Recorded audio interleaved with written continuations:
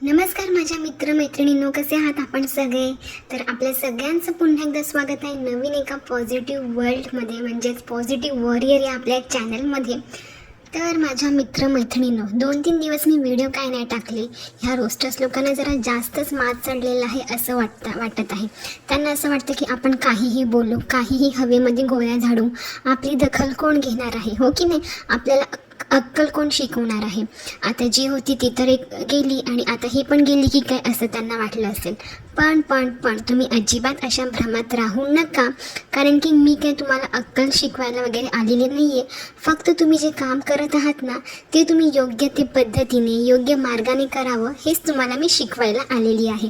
आता या 2-4 दिवसामध्ये यांनी इतका उच्छाद मांडलेला आहे ना, इतकं म्हणजे खोटं बोलण्याची सुद्धा एक लिमिट असते. सगळ्या लिमिट, सगळ्या मर्यादा ह्या लोकांनी पार केलेल्या आहेत. म्हणजे किती जळावं एखाद्यावरती, किती एखाद्यावरती ॲलिगेशन्स लावावं, आपल्या जे काही अंधमंद भक्त आहेत त्यांची कशा पद्धतीने दिशाभूल करावी, हे सगळं काम ह्या लोकांना अगदी परफेक्ट जमलेलं आहे. पण तुम्हाला सांगू का, तुमचं जे काम आहे ना, ते काही म्हणजे खूप काळ चालेल असं तरी मला वाटत नाही आहे. कारण की बोलतात ना, पॉझिटिव्ह गोष्टी आहेत ना, त्या हळूहळू लोकांमध्ये पसरतात, पण त्या अगदी कायमच्या टिकून असतात. पण ज्या निगेटिव्ह गोष्टी आहेत ना, त्या पटकन अट्रॅक्ट होतात लोकांमध्ये आणि तितक्याच पटकन त्या निघून सुद्धा जातात. तर तुमचं सुद्धा असंच आहे. तुम्ही जी काही निगेटिव्हिटी पसरवत आहात ब्लॉगर्सबद्दल, जे काही समाजामध्ये हेट पसरवत आहात, एक बोलतात ना जलसी, शत्रुत्व, हे सगळं तुम्ही पसरवत आहात ना, त्यावरूनच कळतं की तुमची लायकी काय आहे ते.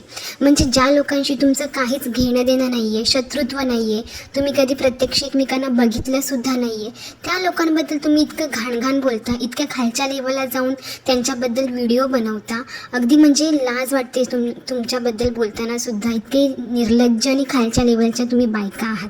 म्हणजे यावरूनच कळतं की तुम्ही तुमच्या जवळच्या लोकांना, नातेवाईकांना कशा पद्धतीने ट्रीट करत असाल, कशा पद्धतीने तुम्ही त्यांच्याशी वागत असाल, हेच याच्यामधनं दिसून येतं.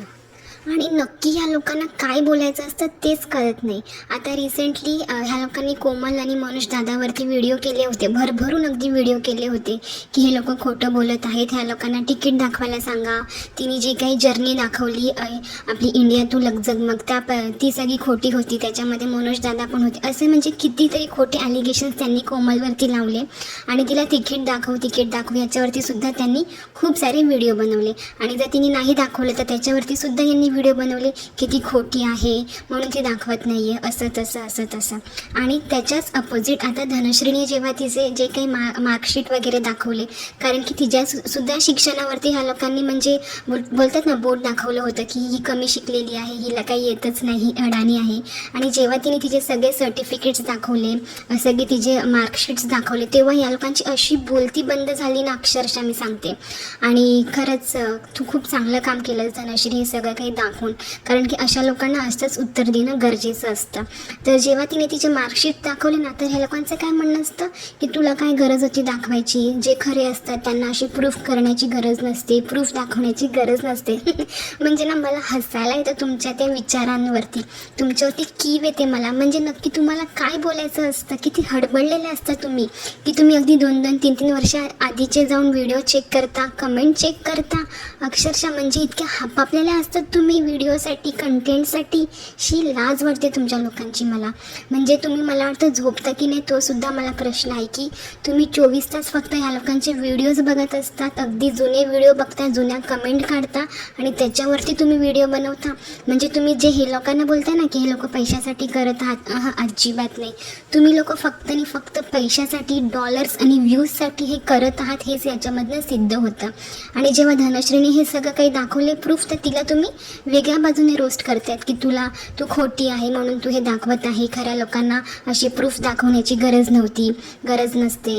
आणि जिकडे आता कोमलने दाखवले नाही, तर तिला तुम्ही वेगळ्या पद्धतीने रोस्ट करतात. म्हणजे किती दोन तोंडाचे नाही, तुम्ही 100 तोंडाचे रावण आहात, रावण. मी इकडे रावणाची उपमा का घेतली, कारण की त्याच्या पुढच्या लेवलच्या तुम्ही सगळे आहात, असंच म्हणायला काही हरकत नाही. कारण की तुम्ही डॉलर्स आणि व्ह्यूजसाठी इतके हापापलेले आहात ना, तुम्ही कुठच्याही थराला जाऊ शकता. एखादीच्या कॅरेक्टरवरती बोट उचलू शकता, एखादीच्या नवऱ्याच्याच तुम्ही मागे लागू शकता, नवऱ्याबद्दलच तुम्ही बोलू शकता, तिच्या फॅमिलीबद्दल बोलू शकता. इतकंच काय तर त्यांच्या लहान मुलांना सुद्धा तुम्ही सोडलेलं नाही आहे. म्हणजे तुमच्यामध्ये ती सेन्सिटिव्हिटी नाही आहे, माणुसकी नाही आहे, एक स्त्रीत्व नाही आहे, ममत्व नाही आहे, हेच याच्यावरनं दिसून येतं. आणि किती डबल मिनिंगचे शब्द तुम्ही वापरणार आहात. तुम्हाला असं वाटतं की तुमची ऑडियन्स जी आहे ती तुम्हाला खूप सपोर्ट करते, तर मला तर वाटतं तुमची ती ऑडियन्स नाहीच आहे, तुमचेच ते फेक ID आहेत आणि त्या फेक IDनेच तुम्ही स्वतःला कमेंट करत राहता. म्हणजे कसं, तुम्हाला जर एखादी त्या ब्लॉगर्सच्या बाजूने बोलणारी एखादी कमेंट आली तर तुम्ही त्याच्यावरती फायरिंग करता, नाहीतर ती कमेंट डिलीट करता. तेच काम जर ब्लॉगर्सने केलं, म्हणजे निगेटिव्ह कमेंट त्यांनी नाही ठेवल्या, होल्ड केल्या किंवा ब्लॉक केल्या किंवा डिलीट केल्या, लगेच तुम्ही त्यांना बोलता, म्हणजे नको ते बोलता. म्हणजे हम करे तो रासलीला और तुम करे तो कॅरेक्टर ढिला, हेच झालं ना तुमचं. आणि त्या कोमलच्या घरावरनं, गाडीवरनं सुद्धा तुम्ही तिला रोस्ट करता की ते तिचं घर नसेलच, ती भाड्याने राहत असेल, गाडी पण त्यांची नसेल. म्हणजे किती बोलावं ना. अरे तुम्हाला माहिती आहे का, त्या घराची आणि त्या गाडीची किंमत जी आहे ना ती कोटीच्या वरती आहे. तुमची लायकी तरी आहे का तिथपर्यंत पोहोचण्याची? आणि तुम्ही फक्त बोलाची कडीन बोलाचा भात इथे बोलत फक्त टाळ्या वाजवत बसा. तुम्ही फक्त, तुमची लायकी पण नाही तिथपर्यंत जाण्याची किंवा ते सगळं करण्याची किंवा घेण्याची. त्यामुळे तुम्ही जळून अगदी खाक झालेले आहात, म्हणून ह्या सगळं काही बोलत असता तुम्ही नेहमी.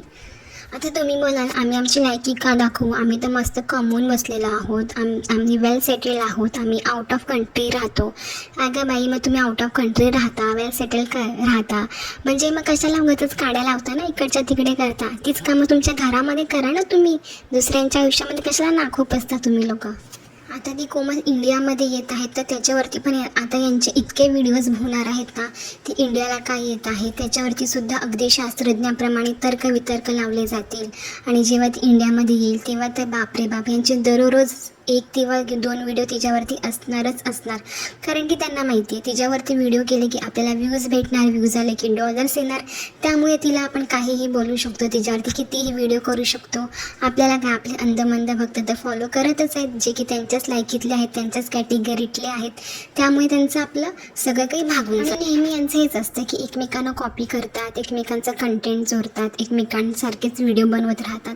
आणि तुम्ही काय करता, स्वतःच्या बंधारा आहे ना तो बघा आधी. तुम्ही पण तेच करत आहात ना. म्हणजे एकीने आज व्हिडिओ टाकला त्या टॉपिकवर किंवा त्या सेम टॉपिकवरती लगेच दुसरी व्हिडिओ टाकणार, लगेच तिसरी टाकणार. म्हणजे सेम कंटेंट असतं, सेम टॉपिक असतं, तेच शब्द असतात, तीच भाषा असते, फक्त इकडनं तिकडनं चोरलेली फिरवलेली असते.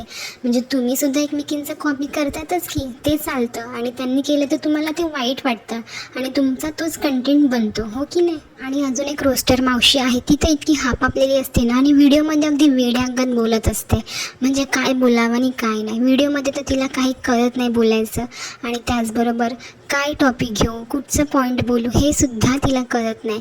अगदी जे मनाला भेटेल, मनाला लागेल ते व्हिडिओ म्हणजे टॉपिक उचलते आणि आपली भुंकत राहते कुत्र्यासारखी.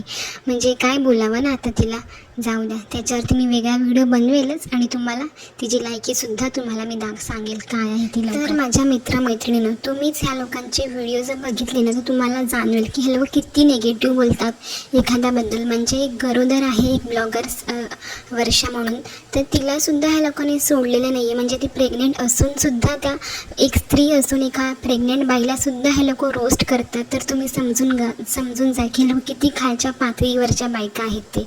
आणि तुम्ही जेव्हा 1-2दा जर यांचे व्हिडिओ तुम्ही ऐकले ना तर तुम्हाला इतका निगेटिव्ह फील होईल ना, इतकं तुम्हाला निगेटिव्ह वाटेल ना, तुम्ही आतून कितीही पॉझिटिव्ह राहिलात ना तरी हळूहळू तुम्ही निगेटिव्ह व्हाल.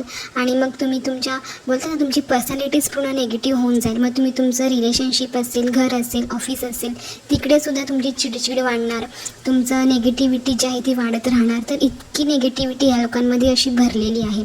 त्यामुळे तुम्ही ठरवा, अशा लोकांना आपण बढावा द्यायचा आहे की वेळीच या लोकांचे व्हिडिओ बघणं थांबवायचं आहे. तर माझ्या मित्रमैत्रिणींनो, आजचा व्हिडिओ मी इथेच संपवते. भेटूया अशाच एका धमाकेदार व्हिडिओसोबत. तोपर्यंत सगळ्यांनी काळजी घ्या आपली आणि आपल्या कुटुंबाची. चला, बाय.